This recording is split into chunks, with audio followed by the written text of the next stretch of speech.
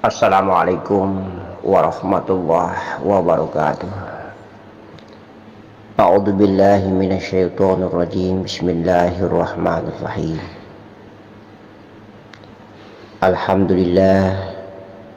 Alhamdulillahi rabbil alamin. Alhamdulillahi rabbil arsyil majid wa rabbul arsyil karim. Allahumma salli ala sayyidina Muhammad wa ala ali sayyidina Muhammad. La ilaha illallah Muhammadur Rasulullah. Kun fayakun. Ya Allah, Zat yang mulia yang menciptakan alam raya Mayapada. Ya Allah, Zat yang agung yang mengutus dan menitipkan utusan pada setiap wadak, cangkang, jasad, jasmani, pada setiap tempat yang akhirnya ada tempat, karena Engkaulah yang mengadakan tempat itu. Wahai Zatku, wahai Zat, saatnya kami semua akan kembali dan tenggelam di dalam liputan-Mu. Wahai Zatku, Engkaulah yang memeluk kami. Kami menjadi binasa karena pelukan-Mu.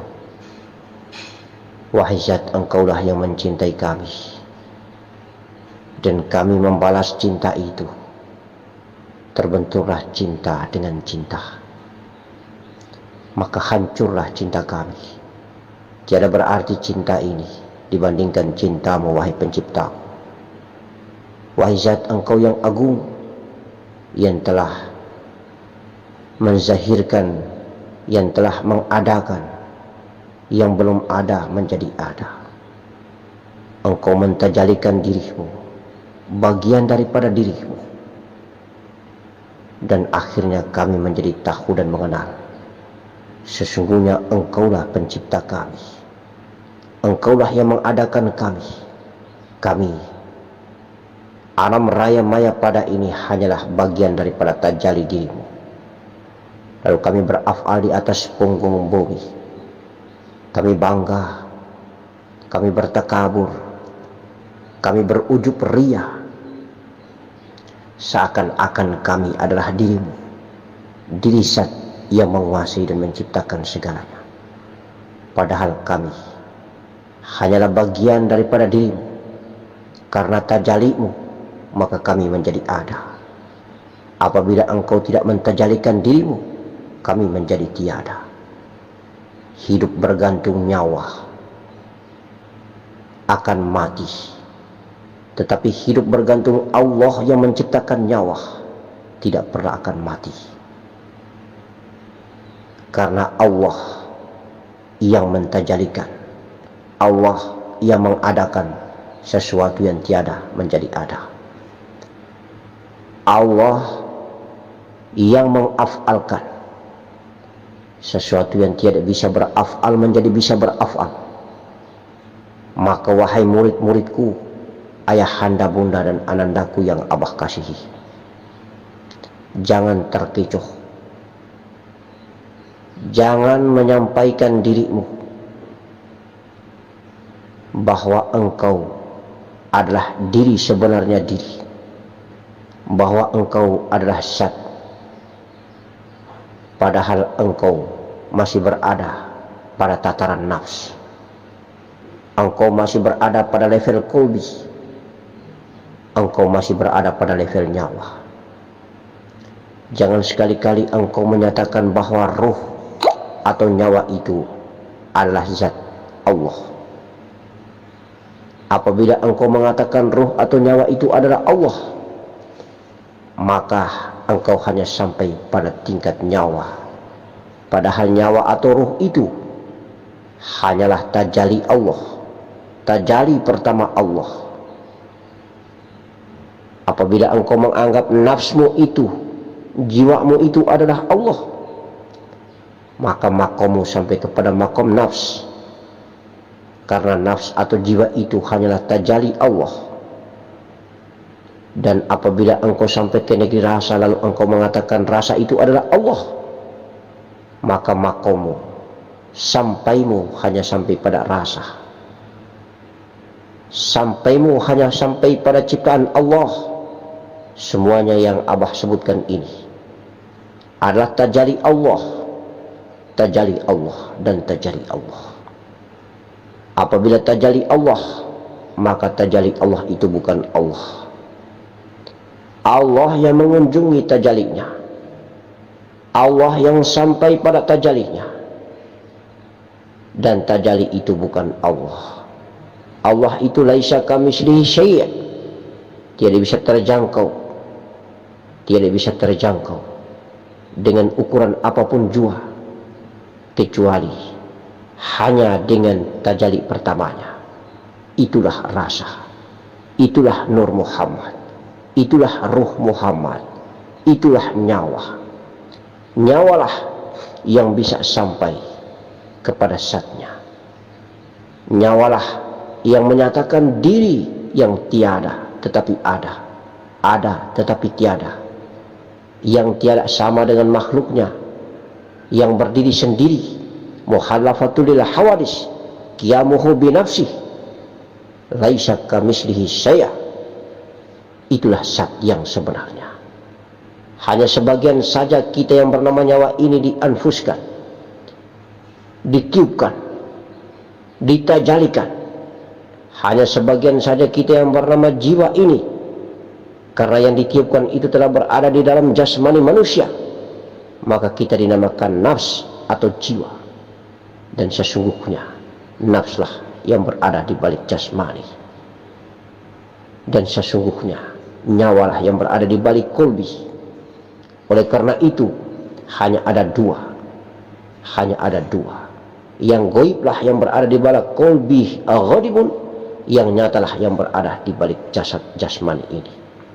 Maka Abah menerjemahkannya dengan suara, dengan terjemahan kalimat yang sangat sederhana, bahwa sesungguhnya nafs itulah ruh jasad kita, ruh bumi kita, nafsu bumi kita.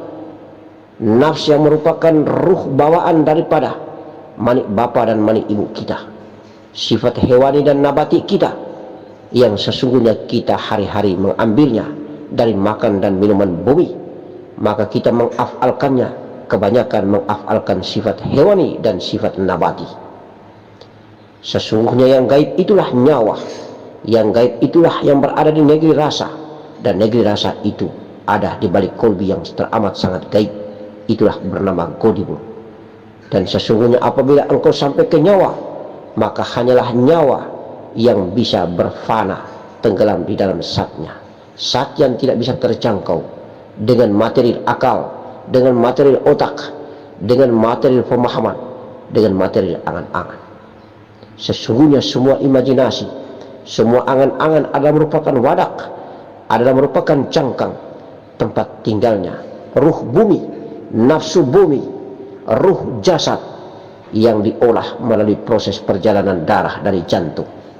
Oleh karena itu maka hancur dulu rantahkan nafsu bumi, hancur dulu rantahkan keinginan-keinginan ruh jasad yang selalu mengajak kita menuju kepada potensi fa'adhamaha fujuraha.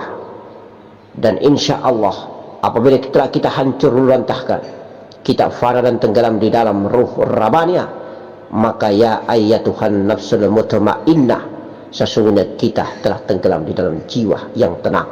Itulah jiwa rabaniyah yang berada dan bersemayam di balik negeri rasa, di balik kolbi godibun yang teramat sangat gaib. Itulah dialah nyawa, nyawa kita. Maka pada saat kita tidur, kita digenggam jiwa ini oleh Allah. Mana yang digenggam? Jiwa atau nafs. Ruh jasad kitalah yang digenggam. Ruh jasad kitalah yang terkadang dibawa pergi pada angan-angan yang siang harinya kita beraktivitas, dan akhirnya kita menonton kembali pada saat kita tertidur. Itulah ruh jasad kita, itulah ruh bumi kita, itulah nafsu bumi kita, itulah olahan daripada makanan dan minuman bumi, itulah aktivitas bumi kita. Lebih banyak dunianya, Dan apabila dia teramat sangat tebal menjadi hijab dan dinding yang kokoh, maka sesungguhnya teramat sulit nyawa ini akan pulang. Oleh karena itu nyawa ini akan pulang dalam keadaan tidak berpamitan. Pamitan apa? Pamitan la ilaha illallah tidak mampu disebutnya. Mengapa? Karena nafsu bumi, karena ruh bumi, karena makan dan minuman bumi, karena angan-angan bumi, aktivitas bumi telah membungkus tebal hingga nyawa keluar tanpa pamit, meninggalkan jasmani yang begitu tebal dengan ruh jasad yang seakan-akan ingkar dan ingkar. La ilaha illa ana anta. Tidak ada Tuhan yang disembah kecuali aku, engkau adalah engkau.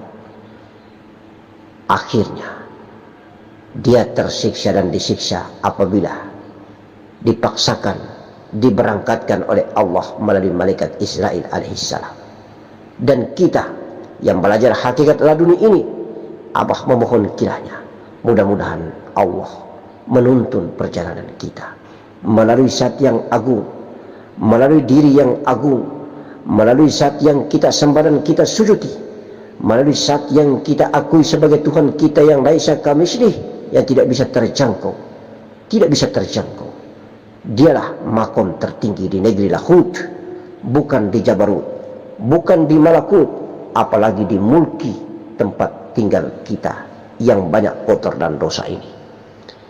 Allah, engkaulah maha baik. Berangkatkan, peluklah kami, peluklah nafs kami, peluklah jasad kami, agar kiranya kami menjadi bersih dan suci, tenggelam di dalam alam kebersihan dan kemahasucianmu. Kemudian kami menjadi tiada, yang ada hanyalah setetes mani di kain kafan.